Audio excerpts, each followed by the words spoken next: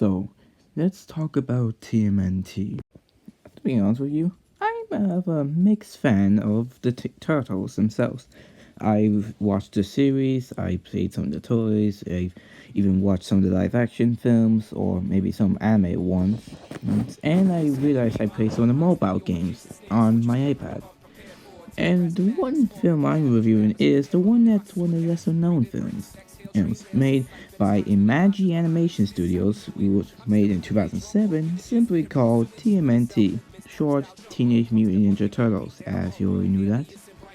So now that we're checking into one of the lesser known movies of the Turtles, would this film be like an underrated gem, or is this film a lot more intolerable compared to Turtle Soup? We'll see for ourselves. Well, to be honest, I would say that this is a film that exists for the Turtles franchise. Starting off with the stuff that I kind of like about this film.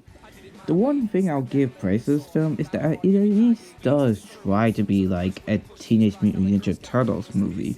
And at least it does try to add in some humor that does seem out of place, but at least it does try to serve its job, even if there weren't much chuckles throughout this film.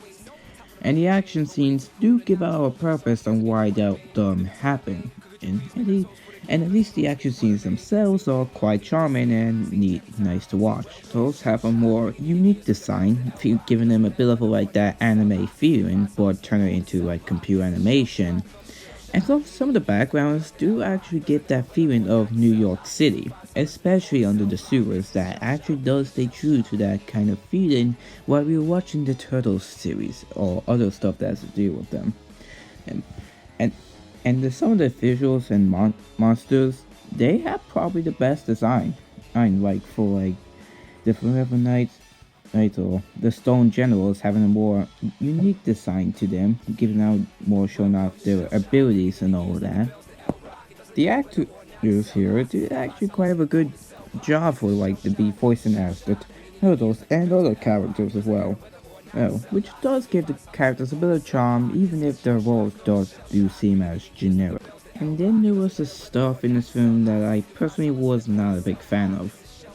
Like, there's this brotherhood message that is literally overused right now, and of course it has to be focused on the Lilo and Raph, because don't they always argue in so many series and movies nowadays? Doesn't that seem a bit repetitive? I don't know, maybe it's just me. But another problem I have with this film is with the tone, where it's trying to be a bit darker, which I don't know if it could fit for like a Turtles movie, since it's trying to be like less seriously in the series and all that. And even for like the comedy, well, I did say they actually do fit well for like the Turtles movie, since that's what the Turtles are about. Some some like the humor moments don't feel like a bit funny, which that can be a bit of a problem for this movie sometimes. While I did say the turtles have a unique design, the humans, I mean, they're not like awful. It's just that their cartoonish look to them look a bit off. That's all I can have. And the character animation is a bit choppy and a bit stiff, which it doesn't quite fit well for like a movie that was made around 2007.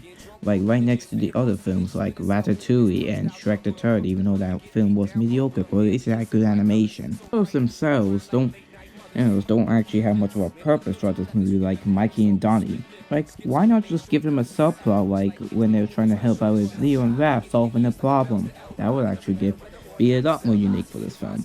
Even for the other humans, don't have much of a purpose throughout this film. But at least the actors did give them some charm. And Master Splinter, it does have the best acting role for his own actor. But the most disappointing about the characters is the Stone Generals, was led by an immortal being that people call Winters. It was like they're mostly used for the action, and it would have been better if they could have used it. The villains from like the series that actually could make this film a lot more unique to the fans. It could have been worse, but at least I could say it's a movie that exists for the TMNT franchise. TMNT is a bit of a mixed anime film with a predictable story, and some clunky character animation for like the humans, and some of the characters seem like generic. what keeps it away from being a generic film is that at least the animation did have some good bits. It did try to feel like the Turtles, and at least the actors did a pretty good job on the characters. If you're really curious though, then you might as well just check this out, even if you're a TMNT fan or not. But if you're not a TMNT fan, then this will not be like a type of film that you should be into. As for as for me, I would say is that at least I actually did some good stuff about this film, and that's why I'm giving this the 0 of average. But hey, at least it could have been worse.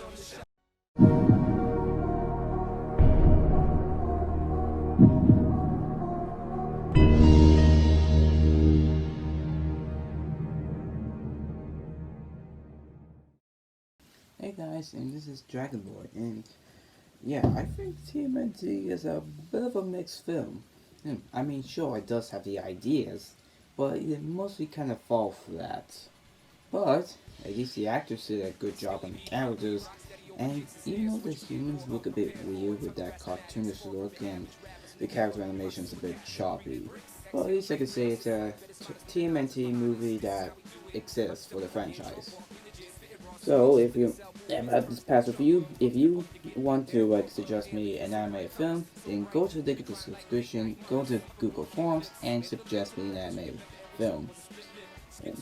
And just wait until you see when I review the 3 next anime films in separate ways.